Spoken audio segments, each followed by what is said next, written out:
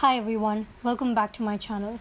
In today's video, we are going to talk about temporomandibular joint movements. We'll be covering two topics, mandibular position, that is the basic jaw position, and mandibular movements. Okay, let's dive in. With regards to mandibular position or the basic jaw position, there are two types, the centric relation and the centric occlusion or the intercuspal position. The centric relation is a jaw-to-jaw relation where condyle is in the most superior and anterior position within the mandibular fossa. The centric occlusion or the intercuspal position is a tooth-determined position that relates to the occlusion of the opposing teeth when the mandible is in centric relation. This position, it may or may not coincide with maximum intercuspation. Next, let's look at mandibular movements. Alright, so mandibular movements, they occur during normal function and parafunction. Normal functions being mastication, speech, swallowing, respiration, etc. And parafunctional movements include bruxism and clenching. The TMJ movements, they are initiated by the neuromuscular system, which is then modified or limited by teeth, which is the anterior guidance, and condyle, which is the posterior guidance. Overall, the mandibular movements, they occur in three planes: horizontal, frontal, and sagittal. The horizontal plane, it cuts the skull into the top and the bottom halves. You can remember this as TBH, to be honest. So that is top, bottom, and horizontal. It's just a mnemonic I came up with. The frontal plane, it cuts the skull into front and back. So this can be remembered as frontal front, that way. And sagittal, it cuts the skull into right and left halves.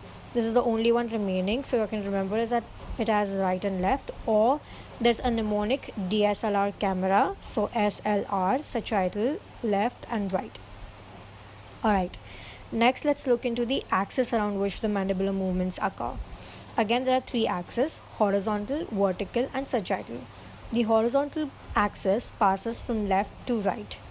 The vertical axis passes from inferior to superior direction, and the sagittal axis passes posterior anteriorly.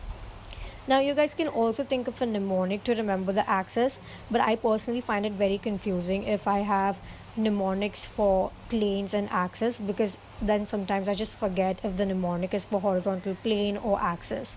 So I'd suggest you guys to have mnemonics for the planes, and for axis just remember literally like horizontal axis is a horizontal line, vertical axis is a vertical line, and then the only thing remaining is the sagittal axis, so posterior anteriorly. Alright, now that we've looked into the basics, let's see the high level classification of the mandibular movement.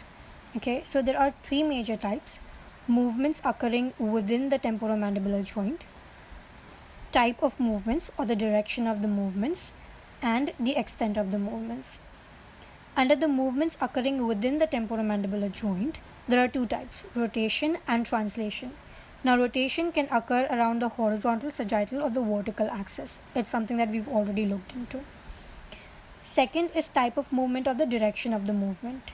This includes opening and closing, protrusive and retrusive movements, and lateral movements. And the third one, or the last one, is the extent of movement. This includes border movements and intra-border movements. Under border movements, you have the extreme movements in horizontal plane, extreme movements in sagittal plane, extreme movements in frontal plane, and envelope of motion. And under intra-border movements, you have functional and parafunctional movements. Alright, so next we're going to dive deep into each of these types of mandibular movements. For the first one, that is movement occurring within the temporomandibular joint, rotation and translation, we've already seen this in the previous video, and I'm going to add the link for the previous video in the description below, so you guys can check out the basic anatomy of temporomandibular joint if you guys are not familiar with it. Okay, so the type of movements occurring within the temporomandibular joint, as I said, there are two types: the rotational and the translational movement. During rotational movement, the condyle rotates around the axis of rotation, and during translational movement, the entire mandible, that is the condyle, rami, body of the mandible, and the teeth, they glide or shift. That is, there is bodily movement of the mandible. Now, rotation, it can occur alone, which is called as pure rotational movement, or it can occur in combination with the translational motion. Next, let's look into the second type, that is type of movement or direction of movement. I'll be explaining this with the border movements, which is the third type, because it's really the same thing. The border movements are mainly about understanding the tracing of the mandibular movements. Okay, so we're gonna interconnect this so y'all can better understand what's going on. All right, so the first category under direction of movement is opening and closing. Okay, these movements, they are also called as depression and elevation respectively. Opening, that is depression of mandible, it occurs in two phases, early phase and late phase. During early phase, pure rotational motion is seen. Okay, so this is without any translational motion. This pure rotational motion or the early phase, it constitutes the first 35 to 50% of the range of the motion, and at this point the interincisal distance is usually around 20 to 25 mm. During this initial rotation, the condyles, they roll posteriorly within the concave inferior surface of the articular disc, and the degree of rotation seen is around 10 to 13 degrees. This rolling motion of the condyle, it swings the body of the mandible inferiorly and posteriorly. The axis of rotation at this point, that is the hinge axis, runs horizontally from one condyle to the other. The rolling motion of the condyle, it stretches the lateral ligament, and the increased tension within this ligament leads to initiation of the late phase.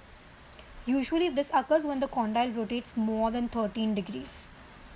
Mouth opening during the late phase constitutes about final 50 to 60% of the range of the motion, and the interincisal distance at this point is 40 to 50 mm. During this phase, the primary translation of mandible occurs, where the condyle and the disc slides together in an anterior and inferior direction against the slope of the articular eminence. Now, if you guys palpate your own condyle during the movement from closed mouth to full opening, you'll be able to feel like a little bit of rotation or motion during initial few seconds, and then gradually the condyle moves downward and forward, that is anteriorly and inferiorly. The axis of rotation during translation, it shifts to the rami of the mandible, and in most of the cases it runs horizontally from one mandibular foramen to the other. Now, closing of mouth, it occurs in the same manner, it's just in a reverse order. Okay, so when the mouth is fully open and it's ready to close, the tension within the superior retrodiscal lamina starts to retract the disc, and thereby it initiates the early translational phase of closing. Now, this is followed by a later phase which is dominated by rotation of condyle within the concavity of disc.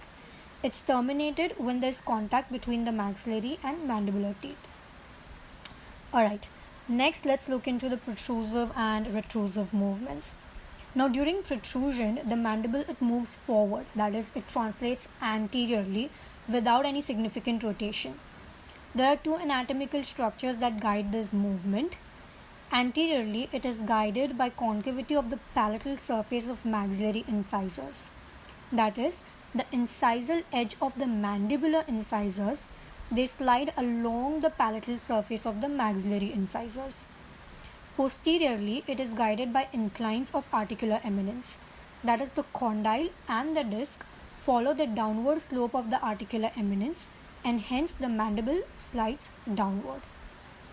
During retrusive movements, they occur in the similar manner, but again it's in the reverse direction, just as closing. The condyle and the disc, they follow the upward slope of the articular eminence, and they move backward, due to which the mandible is seen moving upward and backward, that is superiorly and posteriorly. Now, if you see the tracing of the mandibular movement in the sagittal plane, you'll be considering opening, protrusion, closing and retrusion movements, and it eventually leads to a beak-shaped tracing.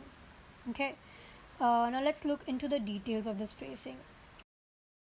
Now, in a patient's mouth, when you start tracing these movements, the mandible is initially in the centric relation position.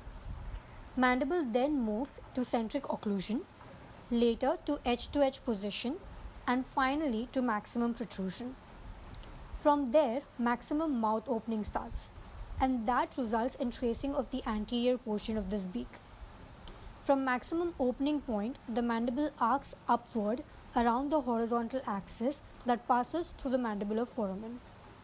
Consecutively, the condyles move back to the centric relation position where mandible continues to arc upward around the true hinge axis passing through the condyles. This traces the posterior portion of this beak. Up until now, we've seen extreme border movement tracing. And now let's see how a functional movement like chewing would be traced in sagittal plane. Tracing of functional movement results in a teardrop tracing. The posterior incline is formed when the mandible moves upwards and outwards to bring the buccal cusps of maxillary and mandibular teeth in contact to slice the food. The apex is formed during power stroke when the mandibular teeth slides upward and medially against the maxillary teeth to momentarily attain intercuspal position to break the food. The anterior incline is formed during opening stroke when mandibular teeth move downward and inward against the maxillary teeth, that is, the mandible is lowered. Alright guys, we've covered these movements so far and I hope you guys can see how everything is interconnected. It's explaining the same thing but just in different aspects. Alright, next let's look into lateral movement. Now before we dive into lateral movement, I want to explain you guys 4 terms that will help in understanding these movements better. And for this entire section, we are going to assume that the mandible is moving to the left. The first term is working condyle. The side to which the mandible is moving, that side's condyle is called as working condyle. In this case, the left condyle. It is also termed as rotating condyle. Next is non-working or balancing condyle or orbiting condyle. The side opposite to the working condyle is the non-working condyle. The third term that I want to explain you guys is Bennett movement or laterotrusion movement. The lateral movement of the whole mandible is called Bennett movement. In a more scientific language, it's the lateral bodily shift of the mandible to the working side, in this case to the left side. Bennett angle, it's formed between the sagittal plane and the average path of the advancing condyle as viewed in the horizontal plane during the lateral movement. Again guys, this is a bit of a confusing term, so here is the term one more time. The angle formed between the sagittal plane and the average path of the advancing condyle as viewed in horizontal plane during lateral movement. The lateral movement primarily involves side-to-side translation of the condyle and the disc within the mandibular fossa combined with a slight condylar rotation in the horizontal plane. The working condyle, in this case the left condyle, rotates laterally around the vertical axis and slightly shifts in latero-posterior direction to make the Bennett movement, which is about 1 to 4 mm. The balancing condyle, in this case the right condyle, moves forward, downward and inward. We've seen so far that both the condyles move differently during the lateral movement, and hence a very important MCQ questions, you guys. The condyles do not share the same path of movement during lateral movement as they do in all other type of movements. Okay, I hope you guys got a grip on lateral movement so far. Now that we've looked into Bennett movement, let's look at its classification. Also another very important topic for dental students from exam point of view. The Bennett movement is classified based on the timing of the lateral shift in relation to the forward movement of the working condyle. There are 3 types: immediate side shift, recurrent side shift and progressive side shift. The immediate side shift is when the lateral translation occurs before the forward movement of the non-working condyle. So the lateral translation that occurs is 4 mm and this type occurs in 86% of the cases. Precurrent side shift. During precurrent side shift, major portion, that is 75% of the lateral translation, occurs rapidly during the first 2 to 3 mm of the forward movement of the non-working condyle, and then it continues gradually to move laterally in a less rapid fashion. The last one is progressive side shift. So during progressive side shift, the lateral translation, it occurs after the 2 to 3 mm of the forward movement of the non-working condyle, and the shift is gradual. That is, the pace, it does not change with time as it does in precurrent side shift. Now that we've understood the lateral movement, let's check out the tracing for the extreme border movements in horizontal and frontal plane. For the frontal plane, we'll be seeing lateral movement along with opening and closing movements, which result in a shield-shaped tracing. And for a horizontal plane, we'll be looking at lateral and protrusive movement that results in a rhomboid or diamond-shaped tracing. To record extreme border movements in the frontal plane, the patient is told to move the mandible from centric relation to centric occlusion, and then to canine guided disc occlusion on right side. Next, to maximum lateral position on the right side. From there, the patient goes into maximum mouth opening. Next, to maximum left lateral position, to canine guided disc occlusion on left side, and back to centric occlusion. The functional movement tracing in frontal plane is also seen as a teardrop tracing. It's essentially the same thing. We're just seeing the same tracing in the frontal plane. Okay. Up next is the extreme border movement in horizontal plane. For this, the patient is told to move the mandible from centric relation to maximum right lateral position, thereafter to maximum protrusion, then to maximum left lateral position, and finally back to centric relation. This results in a rhomboid or diamond shaped tracing. Lastly, I want to touch upon envelope of motion. Again, this is a very important topic for dental students from exam point of view. Now, envelope of motion is basically a three-dimensional limiting space. It's the combination of all of these border movements that we've seen, all three, sagittal, horizontal, and frontal. And that together creates the envelope of motion within which all the mandibular movements are possible. Okay, so the border movements, they are limited by the TMJ ligament, articulating surfaces of TMJ, and the morphology and alignment of teeth. The movements that occur within the border are called as intra-border movements, and they are traced as teardrop, the one we saw for functional movements. Alright guys, this is all I have for you guys for this video. I hope I've made mandibular movements easy to understand, because I know it's a topic that's dreaded by a lot of people. Thank you so much for sticking around till the end, and I hope to see you guys in my next video. Cheers.